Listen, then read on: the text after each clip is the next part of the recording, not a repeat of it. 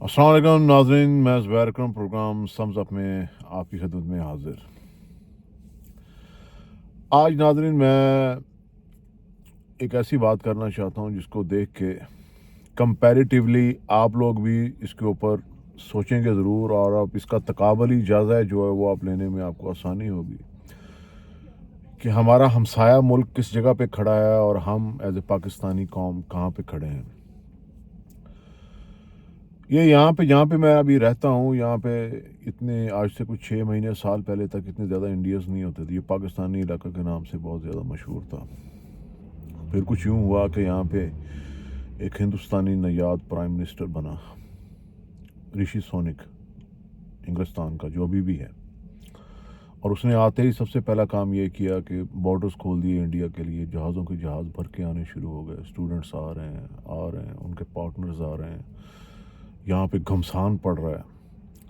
फिर देखते ही देखते ये मेरे इलाके समेत जहाँ पे मैं रहता हूँ, दूसरे इलाके, जहाँ जहाँ भी आप ड्राइव करके चले जाएं वहाँ आपको इंडियंस ही इंडियन मिलेंगे।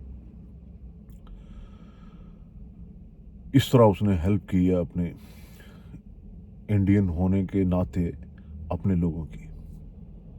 जहाँ पे मैं अब ये देखता हूँ कि इमिग्रेशन के जो सारे कवानीन नए बन रहे हैं वो सारे पाकिस्तानी स्टूडेंट्स के हक़ के लिए, या पाकिस्तानी स्टूडेंट्स को जहाँ आसानी हो उस किस्म का किसी का कोई कंसेप्ट नहीं है। यहाँ पे कोई आसानी नहीं दे रहे, उनको बड़ी स्ट्रगल करनी पड़ रही है। मुझे 2-3 केसेस ऐसे नज़र आए हैं यहाँ पे, जहाँ पे स्टूडेंट्स ने मुझे अपने वाक़यात सुनाए हैं कि वो किस तरह उन्होंने अप्लाई किया, फिर उनका रिफ्यूज़ हुआ वीज़ा, उसके बाद फिर अप्लाई किया और उन्हें फिर रिफ्यूज़ हो गया रिव्यू के ऊपर, फिर उन्हें नए एप्लीकेशन डाली, इसमें नए किया और कोई बता रहा है मेरा 60 लाख रुपया लगा, कोई लगा, ये स्टूडेंट्स की मैं बात कर रहा हूँ, कोई बता रहा है मेरा 50 लाख लगा, किसी का 55 लाख लगा। अब इंडिया की इकॉनमी आज आप देख लें, उनका एक अकेला बंदा जिसका आजकल बड़ा चर्चा है, एक अपने बेटे की शादी 100 million he is spending on his son's wedding. वो अकेला बंदा $160 बिलियन का, कितना, $160 बिलियन का अकेला बंदा मालिक है इंडिया में। ठीक है, जबकि पाकिस्तान में देखें आप,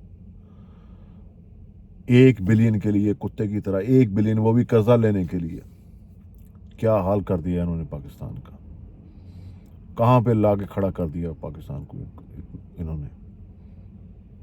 कंपैरिजन कर लें आप अफ़गानिस्तान के साथ, कंपैरिजन कर लें आप बांग्लादेश के साथ, कंपैरिजन कर लें रिसेंटली जो बैंकक्रप्ट कंट्री हो गई थी श्रीलंका, वो भी खड़ी हो गई है दोबारा। उसकी जीडीपी भी पाकिस्तान से बेहतर है, बहुत ज़्यादा। और हम, आज मैं वो देख रहा था न्यूज़ में, यार ये कुछ चीज़ें ऐसी हैं, अभी आप देख के उनको सुन के आप फील करते हैं कि यार ये क्या हो रहा है, ये कैसे होगा। ये एक खातून है, कोई 5-10 किसी इलाके में, गरीब इलाका है, वहाँ पे वो बिजली के बिल लेके आ रही हैं, किसी का 20,000, किसी का 25,000, किसी का 35, किसी का 40,000। वो बचा रही है, बता रही कि ये मेरी शौहर की टोटल जो तनख्वाह है वो 30,000 है कोई, और मेरा 35,000 का सिर्फ गैस का बिल आया, 35,000 का सिर्फ गैस का बिल आया। अब ये सवाल ये कर रही थी कि वो क्या करेगी, उसको क्या करना चाहिए। हुकूमत नाम की तो कोई चीज़ ही नहीं है। मुझे आप ये बताएं, जो थीफ मिनिस्टर बनी है, ये जहरीली मरियम नवाज जो है, वो जाके वहाँ पे कह रही है जी यहाँ पे कैंसर हॉस्पिटल बनाएंगे हम लाहौर में। वो खुदा के बंदो, जो कैंसर हॉस्पिटल है उसको तो बंद कराने के लिए आपने, जब से वो बनाया, आपने क्या क्या कोशिशें नहीं कर ली। आप आवाम को कितना बेवकूफ़ समझते हैं। दूसरी बात, अगर आपने कैंसर हॉस्पिटल बनाना है ना, वो एक बना हुआ है, वो तो चल रहा है ऑलरेडी। ठीक है, आप बनाना है किसी गरीब इलाके में बनाएं, भावलपुर में चाहे साइड पे जाके बनाएं जहाँ पे लोगों को ज़रूरत है। आप अस्पताल दूसरा बना रहे हैं, तीसरा, सारा लाहौर को आप तो एक वो चिड़ियाघर बना देंगे। कैसे हैंडल करेंगे इतनी आवाम जो आएगी, आ रही है, जा रही है। और वो वहाँ से वो बिजू से उसके साथ जो खड़े हुए हैं, जो सारे ये इब्नुल वक्त होते हैं, वो कोई कह रहा है यार इसके अंदर हम सिनेमा भी बना देंगे, ये कैंसर हॉस्पिटल बन रहा है जी। कोई कह रहा है इसमें शॉपिंग सेंटर बना देंगे, वो कह रहा है जी हाँ मुझे जी अप्रूवल करो, आज ही काम शुरू कर दें, जैसे ये दुनिया का बहुत बड़ा अमीर मुल्क है। بھائی لوگوں کی روزی روٹی کا سوچو، لوگوں کے بارے میں سوچو، لوگوں کو جو بیسک نیڈز ہیں ان کے بارے میں سوچو. جیسے خان صاحب نے علی امین گنڈا پور سے پہلی ملاقات میں اپڈیٹس لیے ہیں صرف 2 چیزوں کے اوپر کہ یہ جو انہوں نے جو پناہ گاہیں اور وہ کھانے پینے کی وہ جو انہوں نے کیا تھا اس کا اپنا سسٹم دوبارہ شروع کیا کہ نہیں. انہوں نے بتایا جی ہم نے کھانے کا بھی وہ دوبارہ کر دیا، جو فری کھانا لگاتے تھے وہ سٹال وغیرہ عزت سے بٹھا کے کھلاتے تھے، اور پناہ گاہیں جہاں پہ رات کو مزدور سوتے تھے وغیرہ ہم نے امیڈیٹلی شروع کر دیا ہے. صحت کارڈ بھی اب ہم نے شروع کر دینا ہے، اس کے اوپر ہم کام کر رہے ہیں. ٹھیک ہے، ویژن ہوتا ہے، یہ سوچ ہوتی ہے. آپ لوگ پتہ نہیں کس دنیا میں رہ رہے ہیں. وہ سوچ رہے ہیں جی کہ وہ ملاقات کر رہا ہے اپنا جو شہباز شریف ہے، ہاں وہ بھی تھیف منسٹر ہے یا پرائم منسٹر، یہ سارے تھیف منسٹر ہیں، چور ہیں سارے. وہ آرمی چیف سے مل رہا ہے. ٹھیک ہے سر، انہوں نے جیسے آرمی چیف نے ابھی یہ کیا ہے، وہ کل اس نے جو کور کمانڈرز کی جو کانفرنس ہوئی ہے اس میں ہم یہ سمجھے تھے، میں یہ سمجھا تھا کہ کچھ ایسی پازیٹیو بات کریں گے. اچھا آپ لوگوں کا مینڈیٹ مار کے ان کو اندھا دھند دھاندلی کر کے، اور آپ بڑے جیسے کہ لوگوں کو کچھ پتہ ہی نہیں، ایسے آ کے آپ بات کر رہے ہوتے ہیں کہ یار ہم نے فیئر اینڈ فری الیکشن کروا دیا، ہم نے صرف سیکیورٹی دیا، ہمارا کوئی عمل. دیکھیں لوگ اتنے بے وقوف نہیں ہیں جناب. یہ آپ کو ابھی آنے والے وقت میں پتہ چلے گا جب خیبر پختونخوا سے تحریک اٹھے گی. آپ دنیا کی ہسٹری میں جس نے جب بھی جو جہاں ظلم کیا ہے، وقت کے ہاتھوں انہوں نے ضرور مار کھائی ہے. ایک ٹائم ایسا آیا ہے جہاں پہ ان کو اس کا ازالہ بھگتنا پڑا ہے. آپ جتنی مرضی تسلی دے دیں اپنے آپ کو، جتنا مرضی آپ کہہ لیں کہ جی ہم نے نظام سنبھالا ہوا ہے سر، اور ساتھ اناؤنس کر رہے ہیں جی کہ 9 مئی کے ہم یہ کیا یار آپ کس دنیا میں رہ رہے ہیں بھائی.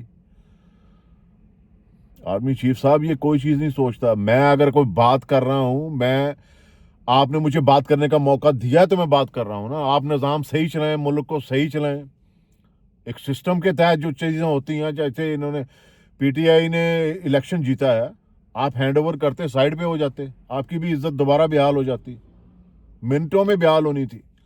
تو سر مجھے تو جو نظر آ رہا ہے، جو میں دیکھوں گا حق سچ کے لیے، جو مجھے نظر آ رہا ہے میں تو وہ بولوں گا نا. آپ کو برا لگے یا کیسا ہے، میں ایک عام بندے کی بات کر رہا ہوں تاثرات کی. آپ نے موقع دیا اور پھر آپ کہیں گے بدماشی سے ہم ان کی زبانیں بند کر دیں، تو یہ نہیں ہوگا سر، یہ نہیں ہوگا. میں جو اوورسیز میں لوگ رہتے ہیں وہ اوپنلی بولتے ہیں، ہم اوپنلی نہیں، ہم بھی حالت مجبوری بولتے ہیں کہ ہم کڑتے ہیں. جو پاکستان میں آپ اندازہ کریں کہ جب یہ لوگ گھروں سے نکلیں گے، ساری بات ہے جب گھر میں کھانے کو نہیں ہوگا، بچوں کی اسکولیں فیسیں دینے کے لیے کچھ نہیں ہوگا، بل دینے کے لیے کچھ نہیں ہوگا، تو اینڈ پہ جو گھر کا کفیل جو ہوگا، واحد کفیل ہے، وہ تو ہتھیار ہی اٹھائے گا نا. پھر یہ یاد رکھیے آپ، یہ ٹائم آنے والا ہے. بڑے خوفناک حالات ہونے والے ہیں پاکستان میں آپ کو بتا دوں. لندن کی خبریں ہیں کچھ، لندن میں جو ایکٹیویٹیز ہو رہی ہیں، پاکستانی فنکار یہاں پہ آ رہے ہیں، فلمیں بن رہی ہے، دیکھ کے خوشی بھی ہوتی ہے کہ آ رہے ہیں، چلے کام چل رہا ہے. میں خود ایک پروجیکٹ کا ابھی پچھلے دنوں حصہ رہا ہوں، بڑا اچھا لگا مجھے اس کا حصہ بن کے. لیکن دل کڑتا ہے جو حالات اپنے ملک کے ہیں. ملک اگر سٹیبل ہوتا تو آج ہم مسلمان ہونے کے ناطے فلسطین کی مدد کے قابل بھی ہوتے. وہ تنہا ہیں، انہیں مدد کی ضرورت ہے، لیکن کوئی سنوائی نہیں. ایک نہ ایک دن ہم سب کو ان سب چیزوں کا حساب دینا ہوگا. اب تک کے لیے اتنا ہی. اپنا خیال رکھیے گا. اللہ حافظ.